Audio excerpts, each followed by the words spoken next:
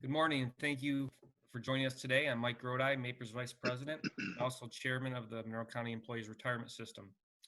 As you know, our spring conference scheduled for May has been canceled due to the COVID-19 crisis.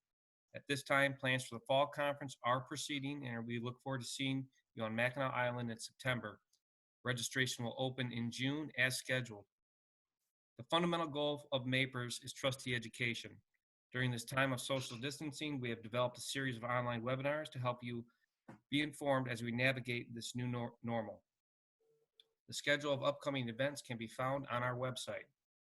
Today, MAPERS lobbyists from Capital Services, Noah Smith and Ben Bodkin, will discuss the recent executive orders, Treasury Guidance for local units of governments, the state fiscal year, and status of the budget. A copy of their presentation can be found on the events page of the MAPERS website. We will also post a recording of today's webinar on our site later today.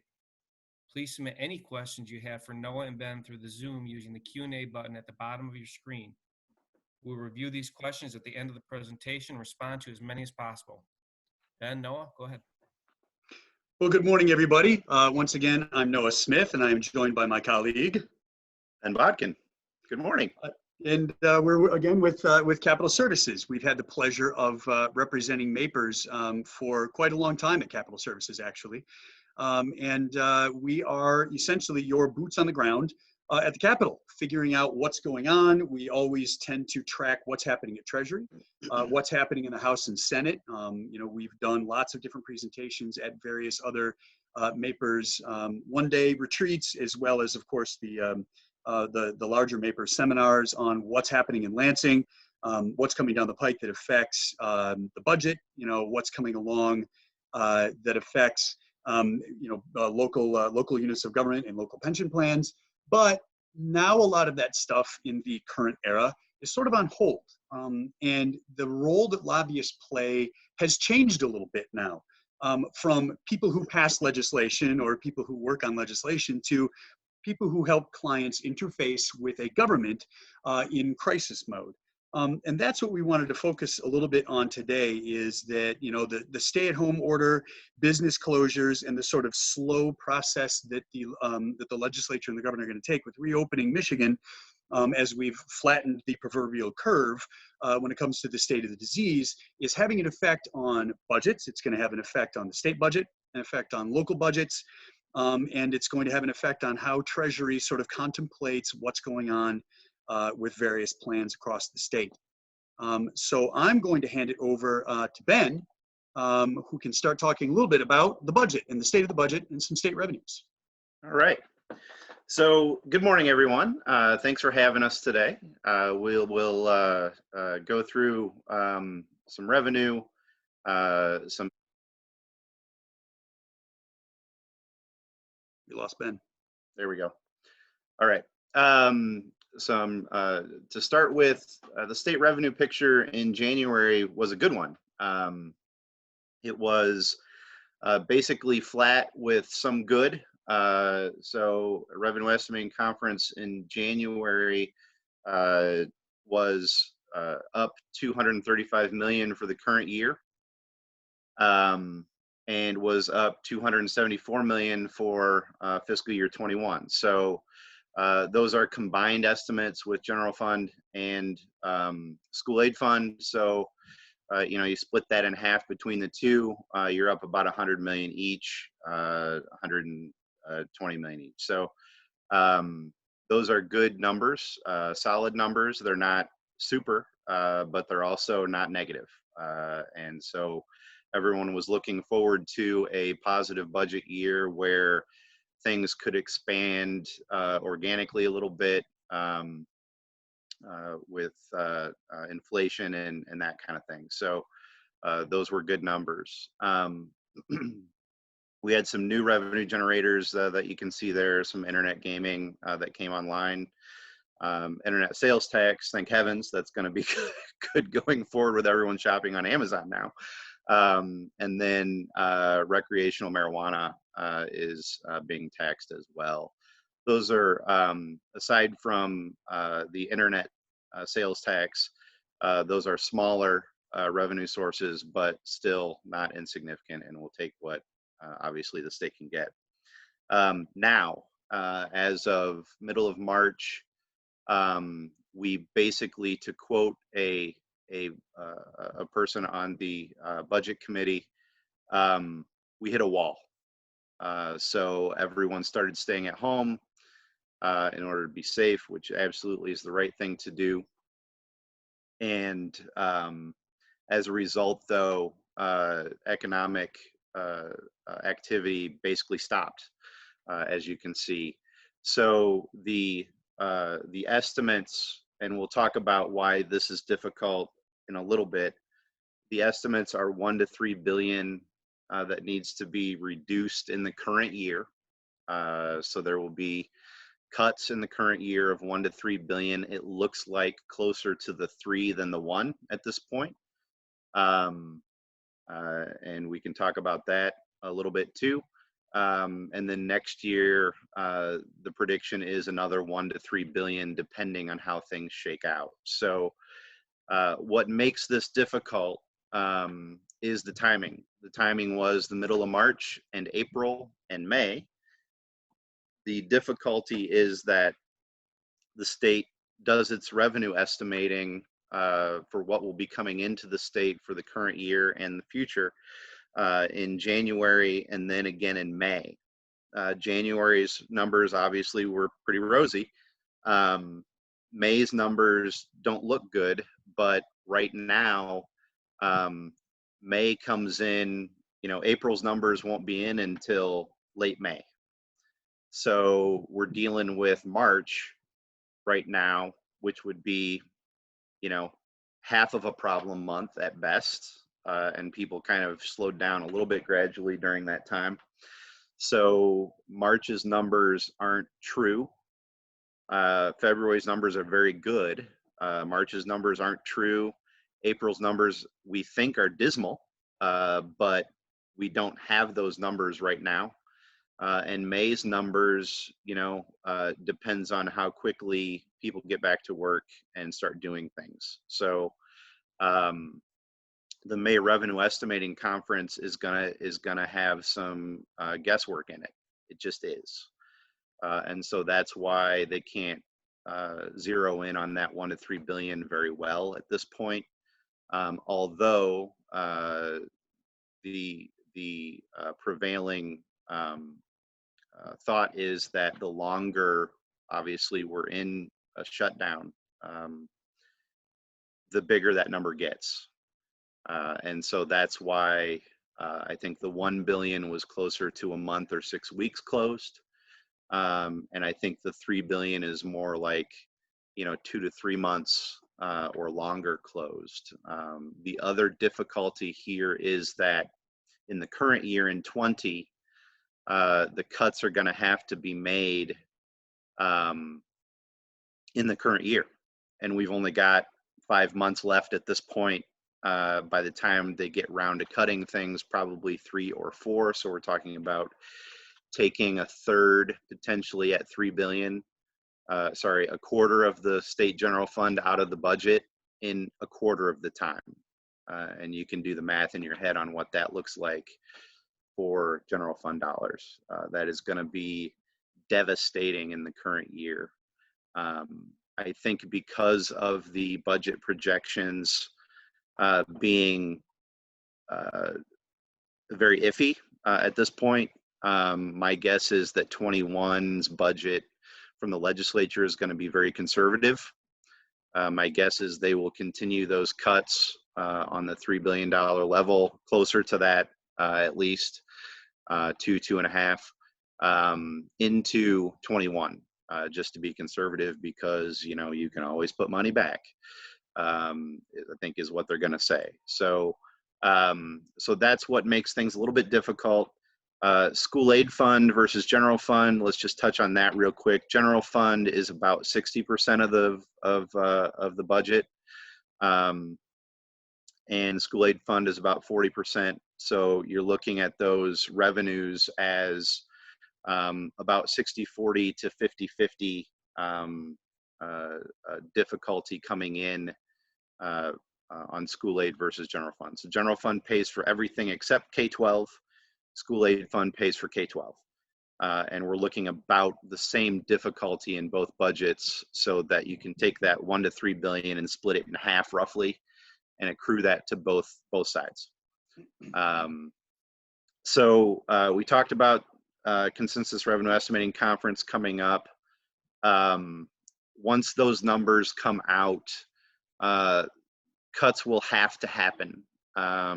There is a requirement in state law that says that once Treasury sees that there is a shortfall in funding, that they have to send notice to all departments that there will be a proration in funds going out in 30 days. And so there's a letter that starts the clock at 30 days. After that 30 days happens, cuts automatically start to occur. That is just how that works. So now if the governor or legislature want to fiddle with how those cuts work, in other words, if they want to take more out of one line and less out of another, or preserve federal funding or what have you, they have the ability to do those cuts by executive order or by negative supplemental. The problem with the negative supplemental, though, is that it takes time, and the legislature has to get together in order to vote on it on both sides. That is proving difficult at best right now. The legislature is meeting. I think they're going to start meeting once a week now. They're scheduling days, but it is very, very difficult to negotiate line items and that kind of thing when no one's together. Even with the miracle of technology that you're enjoying right now, it is still difficult to do negotiations over that platform. So I would estimate that either the proration letter will go into effect and just cut things, or there will be an executive order that cuts things. And I would not be surprised to see an executive order coming from the governor pretty close after revenue estimating happens. And so I think June is going to be a busy month budget-wise, both in trying to adjust to what those cuts look like in the current year, and also getting the budget together for next year. There is a new budget deadline as a result of kind of the mess that happened last year for the current year budget going through October and into November. There is a new budget deadline that was passed in December of July 1. So the legislature is required to have a budget done by July 1 into the governor's desk.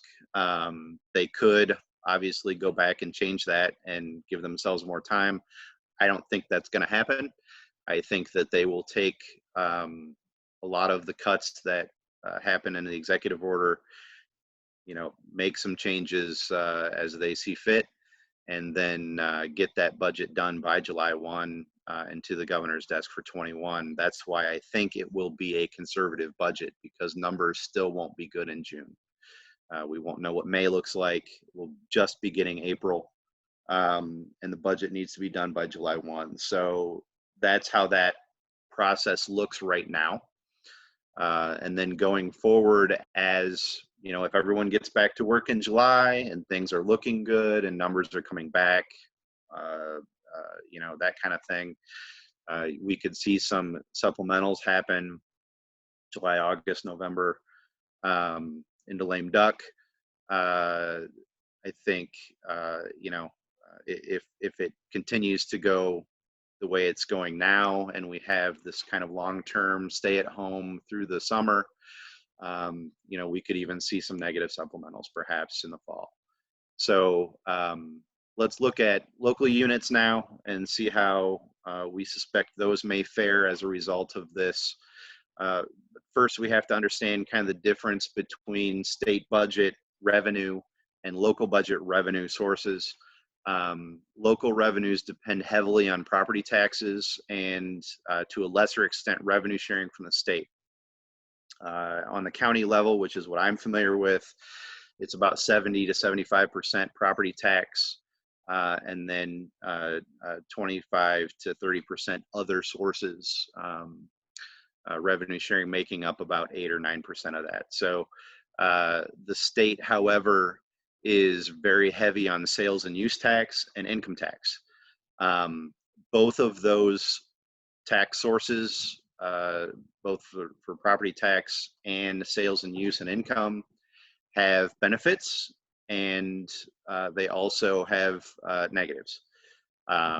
Property tax tends to be more stable over time.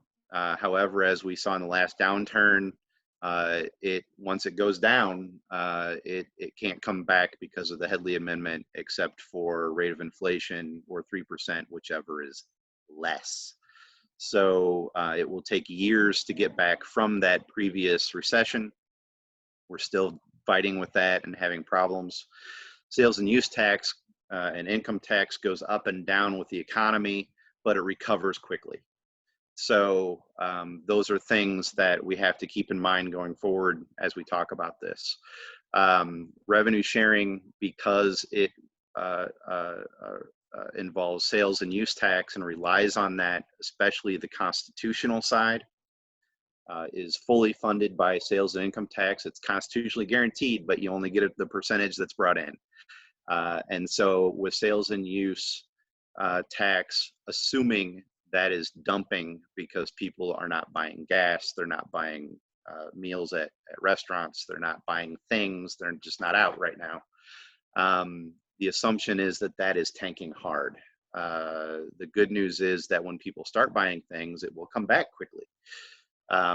But a large portion of that 1 to 3 billion is sales and use. And we just, I think constitutional revenue sharing is going to be really, really in bad shape for cities, villages, and townships.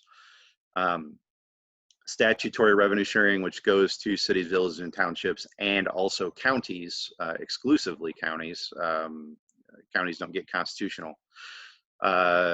Involves state general fund. And state general fund is not constitutionally guaranteed. It is statutory. And as you all probably are aware, at least those who are involved in your local governments at the elected level, it is at the will of the legislature and the governor. And when times get tough, general fund gets cut, and revenue sharing to locals is one of those things. So I would assume that'll get cut this year. My guess, and it probably will be cut going forward. What extent, of course, is out there, we don't know. Property taxes are a little bit different story. On the local side, collection could be an issue. If you've got people that don't have jobs and can't pay their property taxes, you can't collect it. And so, that could be an issue. The one thing that could help that is the federal stimulus money going out and unemployment getting increased for the current time being has helped with people's income. And so, that may be less of a problem than perhaps estimates are given right now. That income tax piece is really difficult to get at right now. And I think everyone's curious to see what the May Revenue Estimating Conference economists forecast for that. That one's going to be tough because we know people are out of jobs, but we also know that stimulus is really helping, and as well as the unemployment increase. The other thing that could be a problem is commercial valuation. Commercial businesses, small commercial businesses, especially the mom and pop commercial places that are selling things, restaurants, etc., are going to have a lot of difficulty getting their feet back under them at best. Some of them are likely closing forever.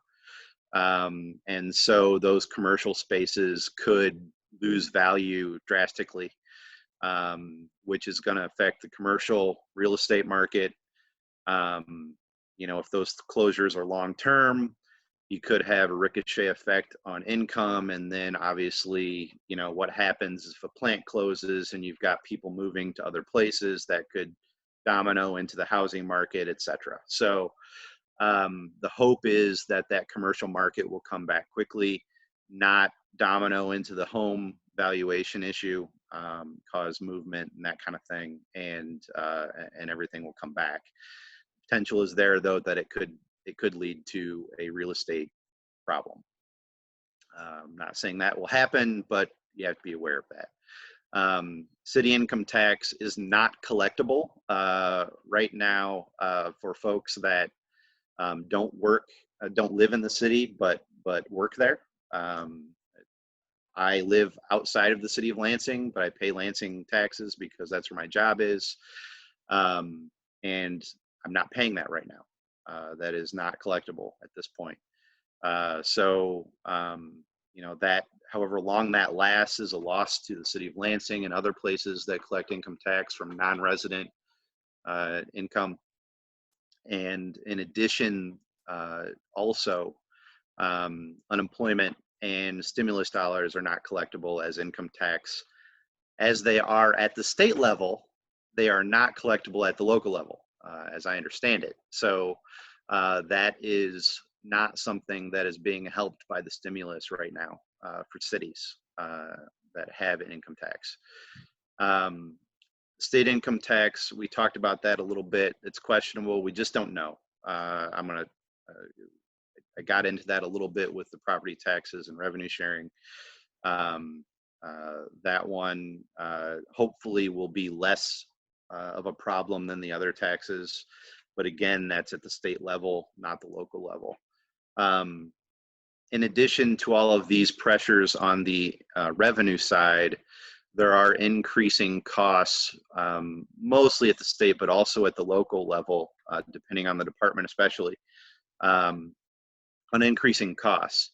And those have to do with mostly public services. Social services have to be, you know, increased right now as people are out of work and can't do things. They need housing assistance, they need cash assistance, they need food assistance, they need all the things that both local governments, especially at the county level, but also the city level and at the state level provide, in addition to the fact that those who are essential at the local level need PPE, and a lot of places are paying overtime and hazard pay and that kind of thing to keep folks safe, in addition to all of the public safety issues that are going on right now with police and fire and EMT out serving communities as well. So those things are not decreasing. Those are increasing at least marginally, and in some cases at a high level. So we'll go forward to the next slide, Noah.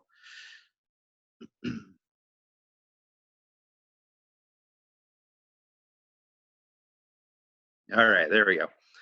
So that's a pretty bleak picture I just painted for you in the last couple of slides. There is hope. The feds obviously have been sending a great deal amount of money to the states. Michigan has received about $3 billion in COVID-19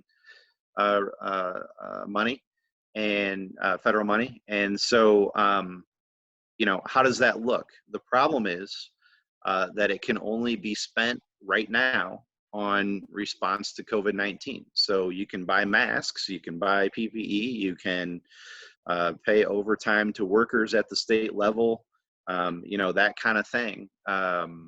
Those monies can be used for direct response, but they cannot be used to fill holes in budgets. They cannot be used to pay for line items that are already budgeted and appropriated.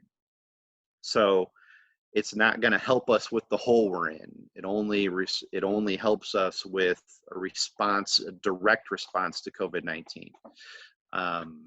So right now we can't use any of that $3 billion at the state level for budget holes, either at the state or local level. Now the rumor is that there was a deal 2 weeks ago at the congressional level to allow that money or allow the next round of federal stimulus to be used to plug holes at both the state and local levels. Then McConnell made some comments, the Senate leader made some comments that he would prefer for state governments to go into Chapter 11 bankruptcy, as opposed to use the stimulus money. And I think he walked that back rather quickly. The new rumor now is that there is an agreement. I saw a couple of news reports last week that there was an agreement to allow federal money to be used for budget relief at both the state and local level. What that looks like, there are a whole bunch of rumors. What strings come with that. I have heard from two separate sources that there may be pension strings on that from the feds. And so we need to be cognizant of that and nimble on that in case that rumor comes to fruition. What that looks like, I don't know. It could be anything from nothing at all, right? Go ahead and use this money for anything you want, to you have to close pensions and go to 401ks. I don't think either extremity is probably super reasonable.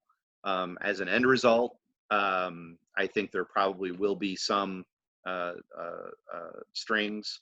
What that looks like for pensions, I don't know. My guess is perhaps that it'll be only a percentage that could be used for funding underfunded pensions at this amount or whatever, right? So something like that, because I think the concerns from the feds are that states will use it just to pay for, a pension hole or something that's been existing for a minute, right? And prior to COVID, and not a budget hole that is a result directly of COVID. But again, details of what that might look like are absolute rumor at this point. And even the fact that, or even the rumor that it may have anything to do with pensions at all is a complete and total rumor. So I don't want you to think that that is a thing that is happening or a thing that is not happening. It is a rumor that we hear, and it is as good as any rumor that you hear, right? So take that with a grain of salt. That may or may not be a fight that needs attention. But I think if I could chime in, Ben, I mean, I think that that's part of it for sure, is that any hit to anybody's pension plan is going to be much more related to the fact that we're hitting a recession that's not really a recession, right? It's not a housing bubble that burst. It's not bad investments or whatever the case may be. That this is simply because we're responding to a crisis. And because of that response, Ben's slides about dips in local revenue are probably going to have an effect on locals' ability to pay into their pension plans. And so it would be folly to think that they could fall back on, well, let's have a bunch of pension strings tied on to moving to 401ks, because that's what's dragging local governments down. It's not about that. It's about response to a crisis and less local money being able to come in, especially in Michigan, on local units of government that are undergoing a corrective action plan already. So because we're already trying to bail ourselves out, and because we have a bunch of plans that are in corrective action plans or that have sort of made their pensions whole, I don't think it could be, it's not really viable to say, to point to those plans and say that budget hole. I think Ben is right, that the strings we're probably looking at are only percentages can be used for certain things that are reduced at local level governments. You can use X% for this reason, X% for that reason. But like Ben said, and we can't stress it enough, right now that's all because there's no forthcoming stimulus bill for local units of government yet at the federal level. It's still at the discussion level. That's why there's so many rumors that are flying around about what if, because people are contemplating what that relief package might look like as it comes down to the local level. Yeah, absolutely. Appreciate that, Noah. Thank you. And then the last piece that we have to contemplate in this is, the feds, it's often said the feds can just print money, right? Because they don't have to have a balanced budget, but they have to get the money somewhere. They do print it, but there's not a tree out back. They have to borrow for that money. And so, what is the federal borrowing of, I don't know how many trillions of dollars this might be, nationwide. How does that affect government bond rates? And that is a question that you might ask your economist in a couple of weeks when you talk to that person. That is probably over my head, but I know that it is a concern. So go forward now if you want, Noah. And I'll turn this over to Noah for his piece of the conversation. So lots of fun stuff about state of emergency, right? So there are 2 acts in Michigan, not just 1 act, but there are actually 2 acts that have been established that give any executive the authority to declare a state of emergency, and gives that executive pretty much, while that state of emergency is in place, almost unlimited authority to be able to respond, but respond in ways that are specific to dealing with that state of emergency. In other words, they can't just do anything they want. They can do anything they want, so long as it's focused on that specific state of emergency, be that wildfire outbreaks, be that massive amounts of flooding, or be that where we are right now, a global pandemic. So the first one is the Emergency Powers of the Governor Act of 1945, established pretty much right after the end of World War II, in helping in helping local economies shore back up, and helping some of the geopolitical things that were happening in Michigan as the Second World War ended. The governor under this particular act can, as you can see on the bullet there, essentially bring forth reasonable orders, rules, and regulations that they consider necessary.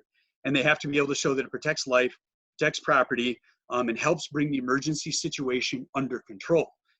So they have to be able to show that what they're doing is specifically geared towards stopping whatever it is: wildfire abatement, flood abatement, or in this case, this stay-at-home order to try to make sure that hospitals and our public health system and infrastructure can keep up with, we have enough hospital beds for people. Again, as we say here, it's nearly unlimited authority. They just have to be very careful to justify in the executive orders and the rules and the executive sort of directives to their various state agencies.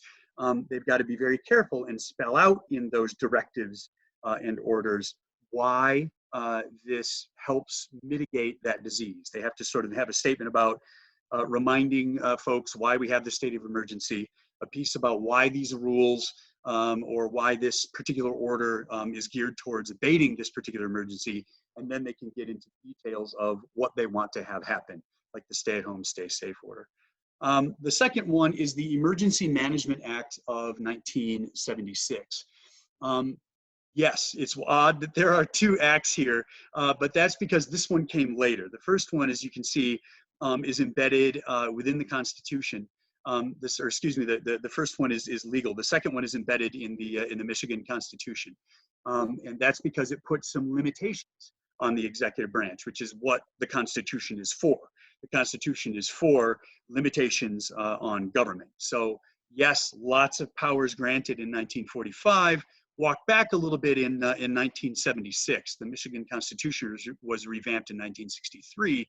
This particular piece of it came about, some 13 years later. Again, same thing, coping with dangers to this state, disasters and emergency. The governor can implement through executive orders, proclamations, directives, and anything that it sort of re-specifies that anything that the governor passes as an executive order carries the weight and effect of law. So it's as if a law was passed, but it's only passed for a certain limited amount of time. And that's what this second Emergency Management Act says, is that it stays true, but only for 28 days. And then it has to renew. The legislature has to come in and extend that state of emergency beyond what the governor put forth themselves. So it's also, the 76 Act includes some other things that weren't contemplated back in 1945, like some liability protection for professionals working to the best of their ability.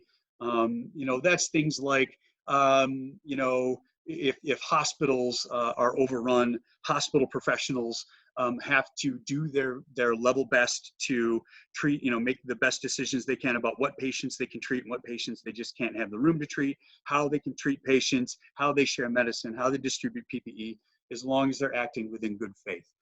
Anybody who's doing anything within these executive orders kind of gets that liability protection. But the two key pieces about the interplay between the broader 1945 Act and the constitutional provision in 1976 is that window of limitation, that 28-day window of limitation, and the engagement of the legislature. And that's some of what you're hearing right now, the push and pull between the governor and the legislature. But what we need to stress is that a state of emergency is different than the stay-at-home, stay-safe order. The stay-at-home, stay-safe order is a thing that can come from a declaration of a state of emergency. And that's really what we're haggling about right now in Lansing, is the governor wants to continue these sort of stay-at-home, stay-safe orders and have a slower roll in terms of what businesses start coming back online and when they start coming back online. The legislature wants to get the economy rolling forward a little bit faster. They don't need to repeal the state of emergency to do that, and in fact re-granted it, and we're still under the state of emergency right now. What they're sort of fighting with is the stay-at-home, stay-safe orders and some of the other executive orders that Governor Whitmer has passed because we are in a state of emergency. Because remember, the state of emergency grants much larger executive authority to do these executive orders. So the legislature has two ways that they can play, and one is granting or not granting extensions of states of emergency. If they feel like we're not in a state of emergency anymore, they could always work to repeal it. And then the second one is a push and pull on the legality, the constitutionality, and the duration of executive orders passed under the governor's authority because we're under a state of emergency right now. So that's the sort of why it's a little bit confusing. Well, how come they voted to increase the state of emergency, but then turn right around and yell about the stay-at-home, stay-safe order and how that's not fair and it's killing our economy? Well, that's because it's two completely different things. One grants her the ability to do that, and then the second one is that. We're currently, as of publication of this, we're up to 72 orders. I think as of last night, we're up to 75 orders. A few more orders were passed later last night.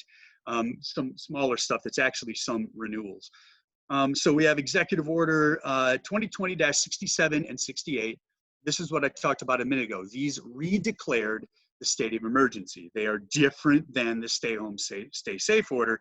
So under Executive Orders 67 and 68, one was a granting of state of emergency under the 1945 Act, 67. Number 68 was the granting of the state of emergency under the 1976 constitutional provision. So we are still under a state of emergency, and that's important because not only does that allow the governor to continue to do what she can do in terms of executive orders, but that also continues to qualify Michigan for certain federal aid like FEMA. If we had stopped a state of emergency, there's a chance that certain federal aid gets cut off from coming to the state, and that would be folly. That wouldn't be a very good decision, as we need some of those funds to help, shore up the state and pay for anything from PPEs to maybe forthcoming aid to local units of government. So those executive orders there. The newest stay-at-home, stay-safe order is 2020-70. That includes the reopening of a couple of things. So it says everybody who should work at home must continue to work at home, stay at home to the extent possible, try to be smart about how you travel. But it does reopen some things. You can start making your way back to your cottages. You can, in limited circumstances, enjoy your boat. You can go golfing again. It talks a lot about curbside delivery for restaurants, and that's how many restaurants are staying afloat right now, is that they're still allowing people to order and pick up via curbside delivery. It reopens a lot of things that are like sole practitioner with no customer service face. And that's the safest stuff that the governor is looking at. when she's looking at her executive orders and who gets to come back to business again is what does your customer service interface look like, right? If you are a crowded bar and your customer service interface is 500 patrons and 3 bartenders, probably going to be a little bit further down the line. But if you're a lawn mowing service and it's you and your lawnmower, or if you're a lawn fertilizing service and it's you and your fertilizer, you can go back to work now. Also, the construction industry under 2020-70 can go back to work, and that's huge. There's a lot of construction projects. This is both individual home construction can start tomorrow. Yeah, can start again tomorrow, as well as much larger scale sort of industrial, or if you're building onto buildings or what have you, that can all start to come back to work too. They just have to be able to provide construction members with safety gear, restack how trades come back to work. All that other stuff, just to try to keep people safe. A couple more orders. Renewals are expected shortly, and one of these just came in last night. 2020-48 is the one that Michael Van Overbeck, the Mapers attorney, just did a presentation on. What was it, last Thursday or Friday on May 1st, about holding public hearings remotely. And that's a big deal, of course, for Mapers members. It's a big deal for school boards. It's a big deal for local units of government to be able to conduct remote hearings. So check again on Michael Van Overbeck's presentation on that. I believe it's probably available on the Mapers website. Always check the Mapers website. They've got a lot of helpful information on there from the most relevant executive orders that we're under right now to Mapers and Mapers members, as well as a lot of Michael's legal opinions and legal guidance on how to move forward this with complying with executive orders. So 2020-48, that is set to expire next week. We are getting word from the governor's office that that will be extended again. 2020-41, authorizing the use of remote notarization and electronic signatures and witnessing. That was a really big deal for folks to be able to get that passed, because that sort of mitigates the need to get together or get crowds of people together or several people together, even in a tight space, to do signatures. You can now do this remotely as well. That was set to expire today. The governor actually renewed that one last night. So that's now back in effect again. We'll make sure that that new executive order is renewed on the Mapers website, because it just came in at like 11:50 last night. So my apologies, I was asleep. I didn't have time to update our presentation on that one. And then another one that's relevant to Mapers members, 2020-38, not set to expire until June, and who knows what June is going to look like. So I don't have word as to whether or not that one's going to be renewed.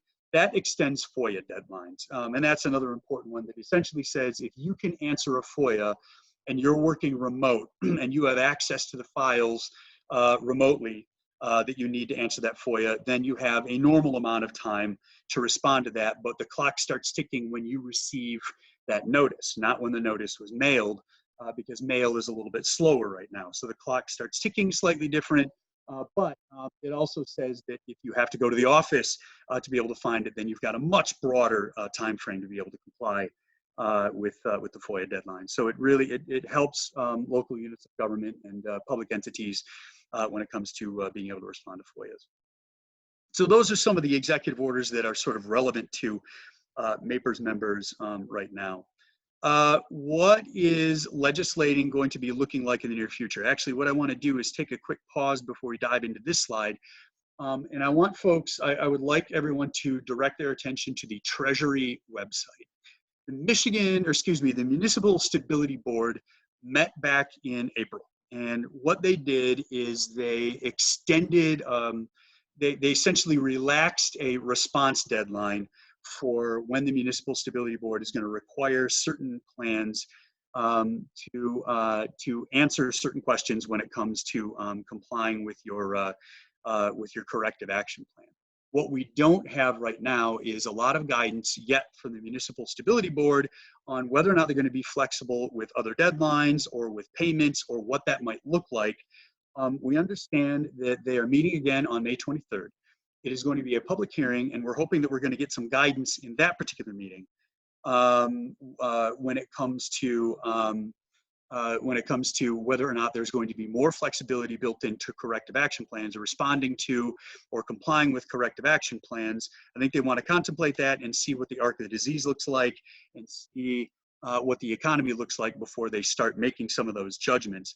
They do, however, like to remind folks that if you are having some trouble at the local level with complying with your corrective action plan right now today, because a payment is delayed or you can't make a certain thing happen, or a communication is delayed, to please contact Treasury through their website. The Municipal Stability Board has contact information. We can send that out and make sure that it's on the MAPERS website for you to engage directly with the Department of Treasury to say, whoa, whoa, whoa, in this crisis, we're having a little bit of problems, so that Treasury can work with you on an individual basis. That's another reason why they don't necessarily at the Treasury level want to make broad sweeping proclamations about corrective action plans, or even really any compliance with existing payments or what have you, and pension plans, because they'd rather work with municipal governments, local units of government on an individual basis to try to mitigate your problems. So they want you to engage at the Treasury website level. Also, the Treasury website itself, it's michigan.gov/treasury. It's that easy, michigan.gov/treasury. And right there at the top of the page, they've got a link for all of their COVID guidance, all of the stuff that Treasury wants you to know, everything that's relevant from the executive orders that's dealing with local units of government and their interface with the Department of Treasury, as well as a lot of Treasury's own guidance documents, is right there on Treasury's website. It's available also at the Michigan Municipal League and Michigan Association of Counties. It's the same guidance. All they did is just copy what Treasury did. So I just like to drive people to michigan.gov/treasury. So that's a little bit about what's going on there, though we're going to have a presence at the May 23rd Municipal Stability Board meeting, because we'd like to hear where Treasury's head's at. How is the Municipal Stability Board thinking about corrective action plans, its role, and how it's going to interface with local units of government sort of rolling forward, because we're not really going to start feeling a lot of that pain until, because there's a few month lag between revenues coming in and not having revenues the way that we thought we did. And so that, I think they're taking their time to try to figure out how they want to react. So kind of coming back to this slide, now through June, engaging with the legislature, it's going to look a lot different. Things in Lansing, Ben and I talked a little bit about it at the very beginning of the presentation. There's actually a legislative session today, but the Capitol, for all intents and purposes, is technically closed, though some folks saw a lot of protesters inside the Capitol last week. Only so much you can do with a crowd, but lobbyists aren't going to start lining up with signs and assault rifles. Maybe we should, but to be able to engage with government. But we're all working sort of remotely right now. Legislative committees are meeting.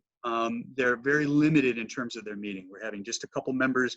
They're having a couple very focused committees meet. It's Judiciary, and it's Ways and Means, and it's the Appropriations Committee. The Appropriations Committees are meeting sometimes remote and sometimes together, because again, that's the committee that spends our tax dollars, and that is contemplating what cuts are going to have to look like.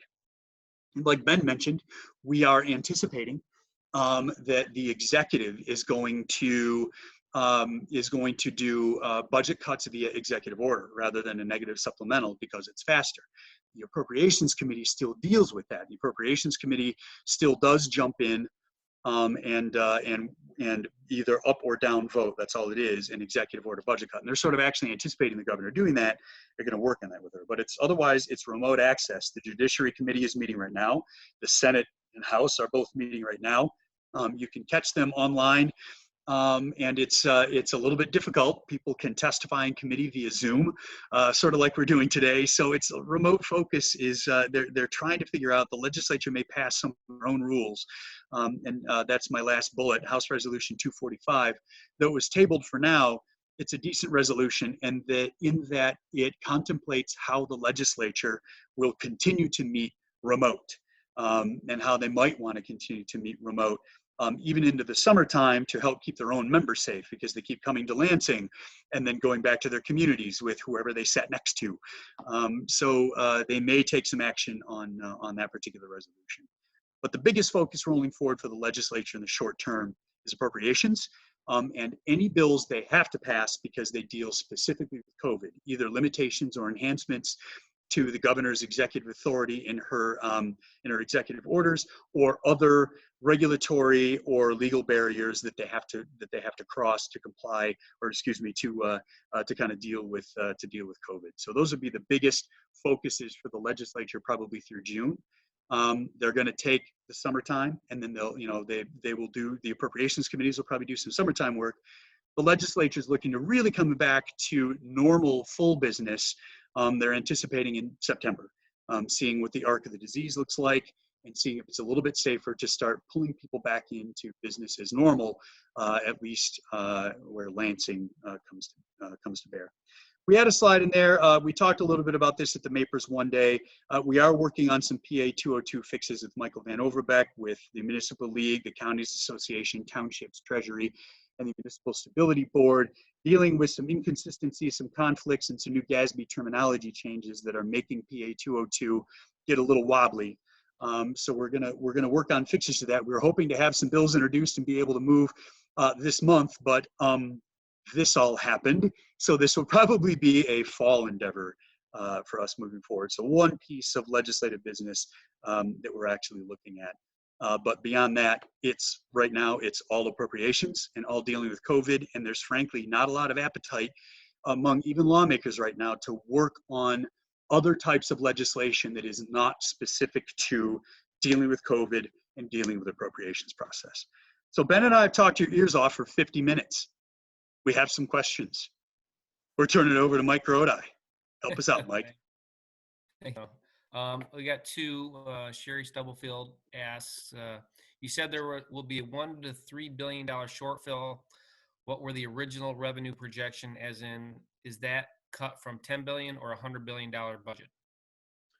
Yeah, so the state general fund is between $10 and $11 billion total per year, depending on how revenues come in. 10 and a half, 11 billion, or 10 to 10.5 billion generally. School aid fund is generally about 15 billion ish. So you're talking about a total state budget of 25 billion. And you got to take about 3 out of that in the last quarter. Okay. I think, Ben, this one's for you because you kind of commented on your income tax situation. So if I work, this is an anonymous viewer. So if I work in a city with an income tax like you, but I've been working from home for the last 2 months or so, does that mean I don't have to pay city income tax for that period? Ask your accountant. That would be my advice would be ask your accountant. It's my understanding that if you pay city income tax and are working from home outside of the city, that you are not obligated to pay that income tax. But I am not an accountant, and I am not giving you tax advice. So call your accountant. Right. Ben and I are not lawyers. We're worse. We're lobbyists. I have a history degree. All right, Noah, just a question. Can you speak to the early landscape of the House elections in the fall? What's that going to look like? These guys aren't going to be able to do door to door. The legislature, that's a really good question. Elections are looking really weird, right? There is, if you have a primary that's coming up here this month, you are doing vote by mail. The Secretary of State, there's an executive order that was passed about that. The Secretary of State is moving forward to that. So voting can be conducted remotely, if you will, via mail. So everybody's going to get an absentee ballot here for the month of May if you have a local election. I live in DeWitt. I don't this time around, so nothing for me to do, but some other folks will. But August and November. Part of that is going to depend on, again, where we're at with the curve. The curve stays flat, and if it continues to go down, they may allow for some in-person voting, and your voting locations are going to have to work hard on appropriate social distancing, probably where people can stand, allowing limited people in. So that, especially in gigantic urban settings, could really prolong how long it takes a vote to happen in precincts where it already takes hours and hours and hours of waiting in line for voting to happen. So the Secretary of State is going to strongly encourage people to apply for absentee ballots for August and November to help cut down on the amount of time and the amount of space needed to conduct votes. Other than that, I mean, They can go door to door. I don't know if people are going to open their doors and talk to people other than, you know, maybe standing then 6 feet away when you open your door. So it's a little bit awkward. So what a lot of lawmakers are doing, especially for their campaigns, is exactly stuff like this. They're offering town halls. They're offering discussions. They're offering like meet the candidate kind of things on a remote access, and doing what they can to kind of spread the word to, hey, I'm running for office, trying to engage people and help them access resources. Incumbents get a little bit of an advantage here because they can use the power of their existing office to reach out to their constituency, not on political things. You cannot use your legislative office to politic. You can use your legislative office to continue to reach everybody in your district, and that's putting your name and face out there. So candidates are a little bit challenged to find ways to do the same thing. They're just reacting in the modern era and doing a lot of stuff like this. We'll see in the summertime if some of them get gutsy enough to actually try some door-to-door. I think some of them are going to try it and see if they're getting some sort of reaction one way or another. Do you wear masks when you come to a door, and what does that look like? And is that sort of frightening for people? Do you pull down the mask when you talk? Does that defeat the whole purpose of wearing a mask? You know, is anyone going to take your piece of campaign lit from your dirty hands? I don't know. So lawmakers are having to think about a lot of how they want to try to engage voters, and that's a candidate by candidate thing. We're not anticipating any executive orders about how candidates do that. You're just going to have to smarten up and figure out how to do this new thing. But when it comes to the elections, again, you're going to see a lot of communication from the Secretary of State and the governor about lining yourself up to get absentee ballots for August and November in anticipation of not being able to handle large crowds. And, you know, especially in giant urban areas like Detroit and Grand Rapids, you know, how long is that line going to get? What about the term limited House members? Any seats going to flip, or anybody? It's a 58 to 51 majority right now. It was 58 to 52, but as folks saw in the news, we lost Representative Isaac Robinson to COVID-19. He passed away, and it was tragic. He was a good friend, and he was exactly the type of person who that district needed to be there, and that was sad. But it's opened his seat. There will be a special election to fill that seat. It's coming shortly. I just don't remember the date off the top of my head. That is a safe Democratic seat. So it'll be 58 to 52. So for all intents and purposes, House Democrats need to flip 3 seats to get to a 55-55 tie. And that's well within their grasp this time around, as Oakland County and Kent County continue to inexorably move a little more bluish purple than some places have been now. So a lot of attention is going to be paid to Oakland County seats. A lot of attention is going to be paid to Kent County seats. Those are some sort of up for grabs, increasingly up for grabs seats. Like I said, House Democrats only need to pick up 3 to tie, and they need to pick up 4 to gain a 1-seat majority. There has been one time, Ben, in Michigan's history that we had shared power. Yep, and almost in our lifetime even. So shared power was a real interesting moment. So that's well within their grasp, but that was well within their grasp before the Earth stopped spinning around the sun. And now that we're in this weird era where it's hard to reach voters and it's hard to get the message out, and you know what's happening on the federal level is having a bearing on what's going on at the state level, and disappointment with the Trump administration and support for the Trump administration. Things are weirder than they were when we were having the same political conversations at the beginning of March. It all kind of changed in the middle of March. Yeah, and the Senate is not up this year. That's right. Only the House and Congress and our congressional seats, and one of our 2 federal senators, Gary Peters. Okay, great. Thank you, guys. Very informative. Thanks, everyone, for joining us today. A recording of this webinar and a copy of the presentation can be found at the events page of the MAPERS website. Our next webinar will be Monday, May 11th. You can register here on the MAPERS website.